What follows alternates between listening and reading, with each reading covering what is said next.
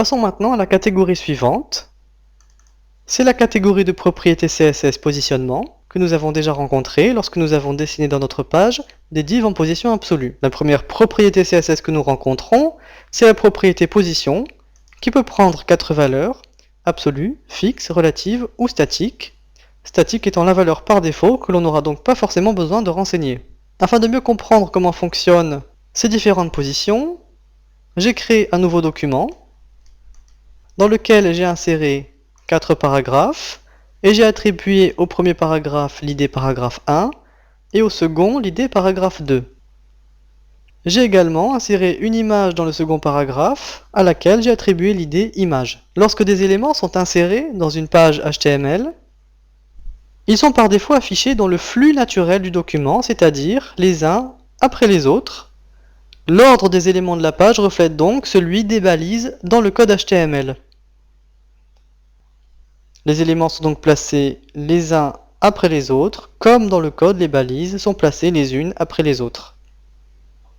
Et lorsque l'on ajoute un élément dans le flux naturel du document, sa position va donc dépendre de l'ensemble du contenu qui a déjà été inséré. Modifier le positionnement de ces balises grâce à la propriété CSS position va remettre en cause ce flux naturel. C'est ce que nous allons voir en éditant l'id paragraphe 1. Lorsque je donne à ce paragraphe une position absolue et que je clique sur appliquer, bien le deuxième paragraphe est venu se positionner tout en haut de mon document. Pourquoi? Eh bien le paragraphe 1 est sorti du flux naturel. Je vais pouvoir positionner ce paragraphe comme je le souhaite et de façon indépendante des autres balises. Comme nous l'avons déjà vu, je vais pouvoir placer ce bloc en position absolue grâce à l'encart placement et je vais par exemple lui attribuer une valeur de 250 pixels pour top et cliquer sur appliquer. On comprend que cet élément est sorti du flux, c'est pourquoi le second paragraphe est venu se placer en haut du document et les autres éléments le suivent. Je peux placer un bloc en position absolue de façon très précise par rapport au haut de la fenêtre ou du plus proche parent positionné en position absolue ou en position relative. Je peux donc modifier ces valeurs et si j'ajoute par exemple une valeur de 30 pixels à left et que j'applique, mon bloc va se décaler de 30 pixels par rapport au bord gauche de ma fenêtre puisque cet élément n'est pas imbriqué dans une autre balise positionnée. Attention, le positionnement par rapport à une valeur bottom fonctionnera assez mal et n'aura pas forcément le comportement que vous souhaitez. Juste en dessous de la position, je peux également donner une largeur, par exemple de 200 pixels, et une hauteur, par exemple également de 200 pixels. Si je clique sur OK, mon premier paragraphe est désormais sorti du flux naturel du document.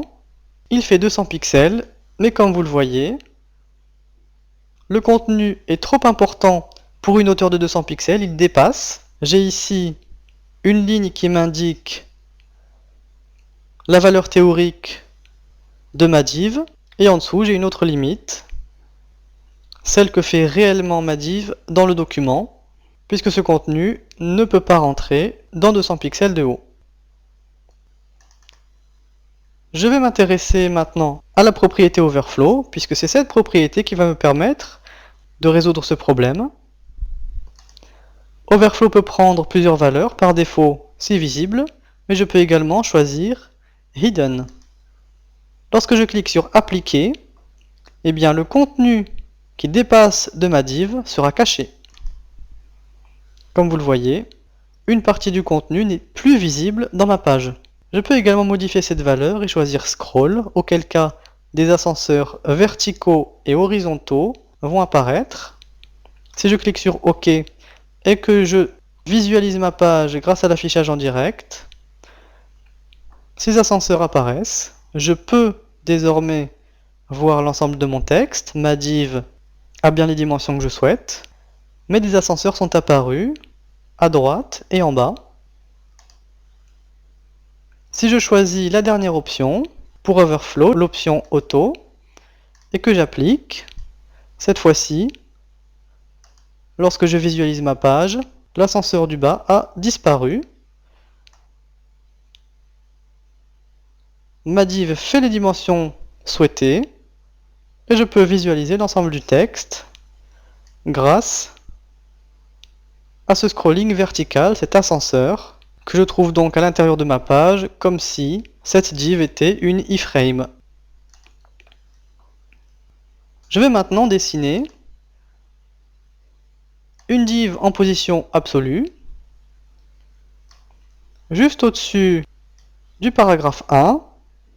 Alors je vais insérer un texte quelconque et je vais modifier les propriétés de cette div, plus particulièrement l'arrière-plan, qui sera gris clair. Je clique sur OK et lorsque je visualise ma page, que ce soit dans l'éditeur visuel de Dreamweaver ou dans l'affichage en direct, cette div apparaît sur mon paragraphe 1. Je vais quitter l'affichage en direct et je vais maintenant modifier dans la catégorie positionnement l'option Z-index. Je vais lui attribuer une valeur, par exemple de 10, et je vais cliquer sur OK. Maintenant, mon paragraphe apparaît au-dessus de la div que j'ai dessinée. Lorsque je la sélectionne, j'ai également accès dans l'inspecteur de propriétés à l'index Z ici. Son index Z est de 1, alors que l'index Z de mon paragraphe est désormais de 10. C'est donc celui-ci qui apparaîtra sur le dessus. L'index Z, c'est donc la propriété d'empilement des balises positionnées.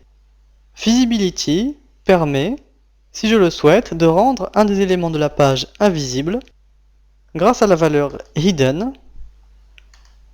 Lorsque j'applique, mon paragraphe disparaît. Par contre, attention, les éléments cachés conservent leur place dans le document et s'ils sont dans le flux, la place qu'ils occupaient est ménagée et ne sera pas récupérée par les autres éléments. Je vais cliquer sur OK et je vais maintenant m'intéresser au dernier encart et modifier les règles CSS de ma div en position absolue. Dans le positionnement, j'ai ici les propriétés clip qui me permettent de ne montrer qu'une partie seulement de l'élément. J'ai accès à des valeurs top, right, bottom, left. Et si j'inscris des valeurs, par exemple de 20 pixels pour top et de 30 pixels pour left, eh bien mon élément ne sera visible qu'à partir de 20 pixels de sa limite haute et qu'à partir de 30 pixels de sa limite gauche. Ensuite, attention, la valeur right, c'est la fin de la visualisation de l'élément par rapport au bord gauche. Je vais donc choisir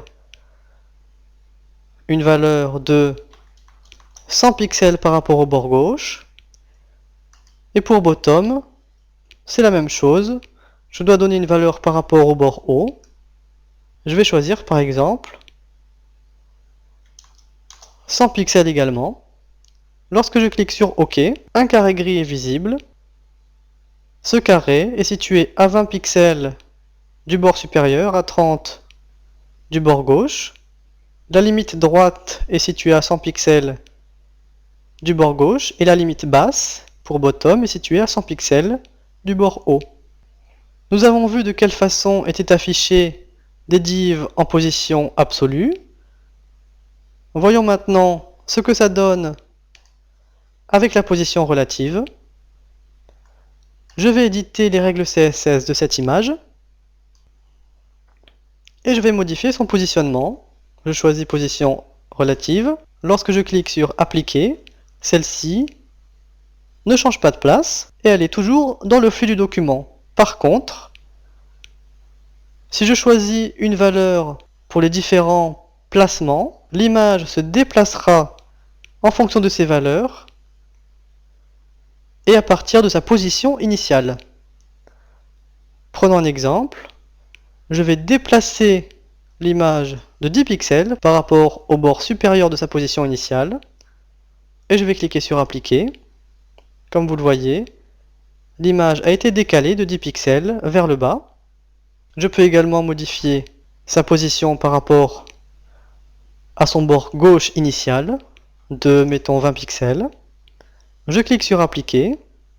Et comme vous le voyez, l'image s'est décalée par rapport au bord gauche de sa position initiale. Je peux remarquer que le paragraphe ménage toujours le même emplacement pour cette image, puisque pour les autres éléments, l'image n'a pas bougé. Et l'emplacement ménagé pour sa position initiale subsiste. De façon générale, la position relative est peu utilisée de cette manière. Par contre, elle est très utile lorsque l'on souhaite positionner des éléments de façon absolue, non pas par rapport au bord de la fenêtre, mais par rapport au bord d'un bloc que l'on souhaite conserver dans le flux du document. Voyons maintenant la dernière propriété de positionnement. Je vais créer à nouveau un div pour un élément en position absolue que je vais placer ici. Je vais à nouveau insérer un texte et cette div, je vais lui donner une couleur d'arrière-plan, par exemple bleu. Je vais cliquer sur OK et je vais maintenant passer cette div d'un positionnement absolu à un positionnement fixe.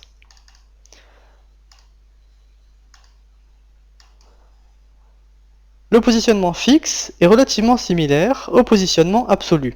Par contre, on aura une différence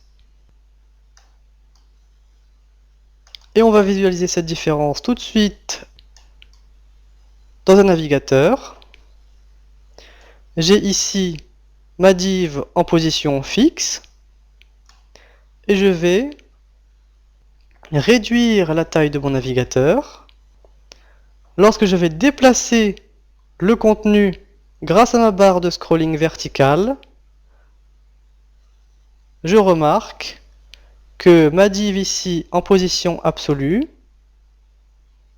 se déplace. Par contre, cette div qui est en position fixe reste positionnée par rapport au bord haut et au bord gauche de la fenêtre du navigateur uniquement et conserve cette position même lors d'un défilement vertical.